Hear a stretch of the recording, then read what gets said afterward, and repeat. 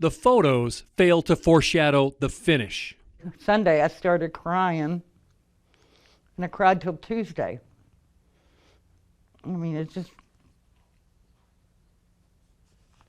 just hard. The text to Mom reveals so much more. Somewhere I lost my fight. I'm trying to find it again. I just needed to get away from me, but I was always there. She really tried. She tried to get better. From nurse on college scholarship to patient at treatment centers, Tommy Lilpop was one of 2 drug overdose deaths the same night at the Greenwood Red Carpet Inn. Police told her mother that her boyfriend continued doing drugs for days next to Tommy's decomposing body. So she was cremated without me ever seeing her. Kathy Lowe begged police to file homicide charges against the repeat offending dealer who could be traced through Tommy's phone. He kept trying to tell me that there was no such charge in Indiana for dealing a controlled substance that results in a death. And then got mad at me because I said, well, yes, there is. It's Indiana Code 3542-1-1.5. And he got mad and he started screaming at me that my daughter was just a drug addict, that he didn't have to do nothing for me, and he certainly didn't have to do nothing for her. Same kind of story for the mother of Robert Gibson, who died of a drug overdose. Too afraid to do an interview, she insists the people who sold her son the fatal dose are still dealing drugs at 27th and Slevin in Louisville. She says she couldn't get police to do anything about it, so she called me. I went undercover and recorded as many as 10 people per hour on bikes or on foot, going in, spending a few minutes inside, then coming out. And cars pulling up, waiting for this man to come out. Something happens through the window, and then cars take off, over and over. One of the people living here is Robert Smothers, charged in 2013 with trafficking marijuana and possessing cocaine. 2015, trafficking heroin and engaging in an organized criminal syndicate. 2017, trafficking methamphetamine. And in 2018, sentenced to 2.5 years in prison. I'm John Bull with Wave 3.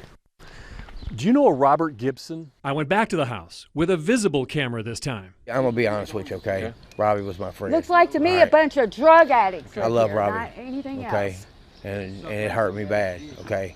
He didn't get his drugs here. And ain't nobody going to want to come here and get their drugs I like because Robert, man. they ain't, I love Robert. you know, we do drugs. We don't sell drugs. You do drugs, you don't sell drugs? Yes. What drugs do you guys do? It doesn't matter. It's none of your business. You said you do drugs, so I'm just But it's following none up of with your a question. business what we do. I've also been watching the house here, undercover, just what? watching, and up to 10 people an hour coming and going, spending a couple minutes inside. Is that wrong to have 10 people? It don't matter if we got 100 people a day coming to our house. Turns out my camera wasn't the only one on this home. See, this lady's had a camera facing our house because we've been harassed. Whatever, Did they think the drug dealing's going on here too? Well, you know, drug dealing goes on, everywhere in Portland. It appears to be a good time to sell drugs in Louisville. Data from LMPD shows a steady decline in all drug trafficking arrests since 2018.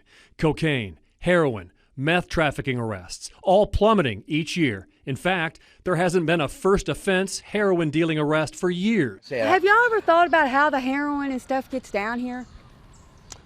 Because I've never went in a house and someone said, I'm making a batch of heroin today, okay? But we've got plenty of it down here. The problem is I have to be able to show that it was your particular drug that precipitated that particular death. This is the man in charge of the DEA's Louisville division, overseeing operations in 3 states. He says from April 2020 to April of 2021, there were 188 drug overdose deaths just in Louisville, an average of 1 every 2 days. He insists they are prosecuting overdose deaths as homicides.